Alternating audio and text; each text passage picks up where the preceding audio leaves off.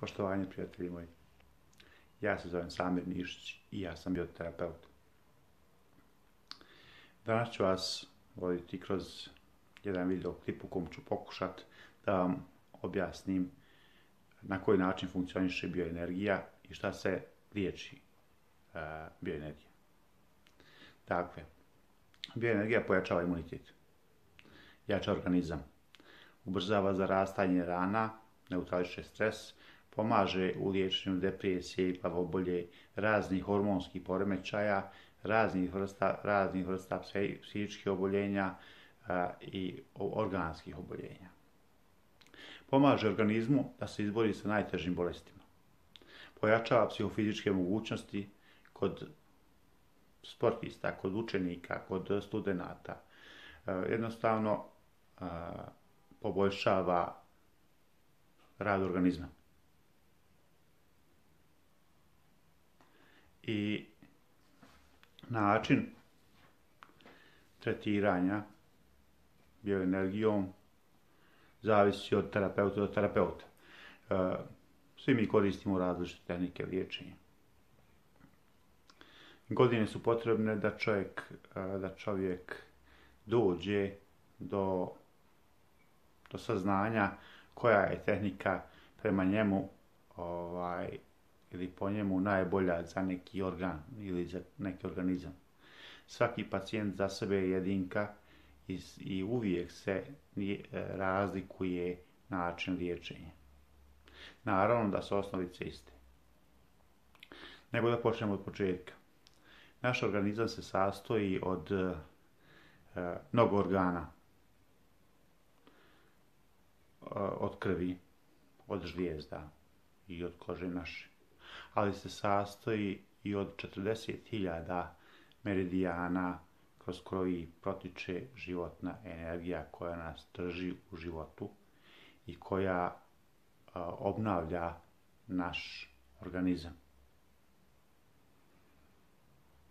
Dakle, ljudi funkcionišu kao jedan mikrokosmos koji se sastoji od organa i koji, kad je čovjek zdrav,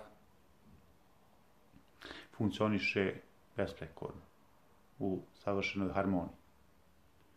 Onog momenta kada se čovjek razboli, kada jedan organ iskoči iz te harmonije, nastaje bolest. Organizam sam po sebi i energija tog organizma pokušava da izliječi taj organ i da ga vrati u funkcionalnost, da bi ta harmonija i to savršenstvo nastavilo da funkcioniše.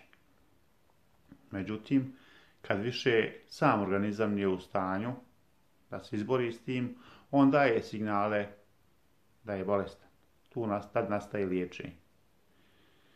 Liječenje može se vršiti na više načina. Može se liječiti alternativnom medicinom, koju, kako već nazivaju, bioterapiju. A bioterapija je grana medicine koja je stara preko 2000 godina. I može se liječiti modernom medicinom, to jest ubacivanjem raznoraznih hemikalija i otrova u organizam da bi izliječili jedan organ, a otrovali drugi. Međutim, nećemo o tome. Ja ću vam danas pričati o tome kako i na koji način bioterapija utiče na naše organe i na koji način ih liječi. Sama energija,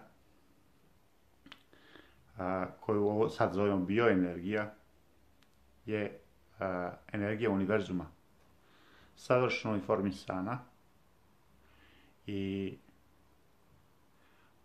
koja održava čitav univerzum u jednoj harmoniji i skladu. A mi smo jedan mali točkić tog univerzuma. I ja kao bioterapeut i moje mnoge kolege koji se bave liječenjem energijom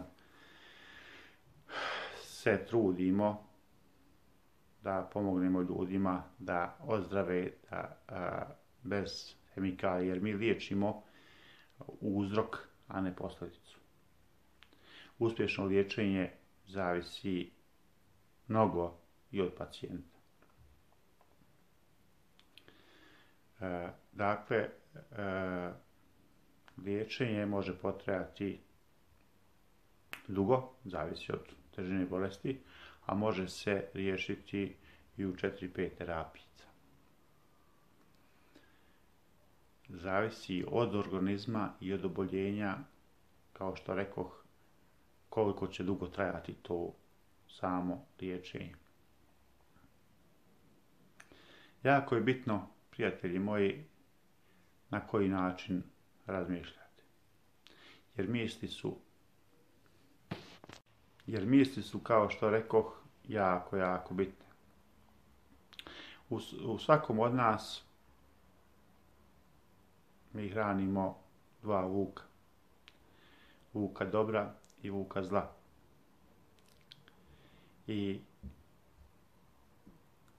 pobijedit će onaj vuk kojeg bolje hranimo. To ja ne govorim džaba. Jako je bitno da je čovjek pozitivan, jako je bitno da čovjek šalje od sebe pozitivne vibracije, jako je bitno da čovjek u sebi nema zla i takvi ljudi se mnogo brže izliječe nego ljudi koji su negativni, koji u sebi imaju neko zlobu, mržnju ili bilo šta, jer to je otrov.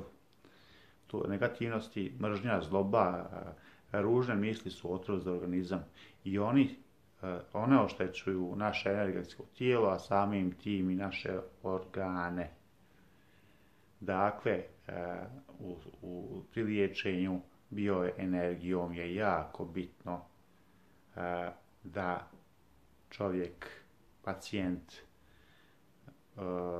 posluša savjete terapeuta. Isto kao što slušate savjete ljekara. Ako ne poslušate savjete terapeuta, to je isto kad vam ljekar prepiše lijekove, da vam bude bolje, a vi te lijekove ne uzmete i kažete, meni tu ništa ne pomaže. Dakle, to bi bilo to u ovom video snimku. Sljedeći puta se vidimo i čujemo i pričat ćemo i dalje o liječenju bioenergijom. Svako vam dobro želim i budite mi veseli i pozitivni. Prijatno.